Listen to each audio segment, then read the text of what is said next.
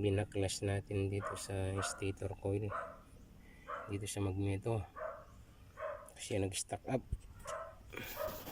ayaw makik. Ang technique pag ayaw makik, ikot-ikutin mo lang to. Ngayon nakaikot na. Pag matigas, gamitan mo ng plies.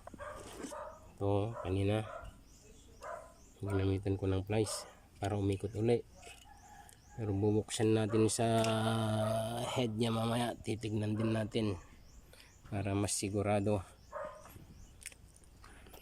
kasi ito stack up na siya, pero ngayon pwede na siyang makik. Magalaw na.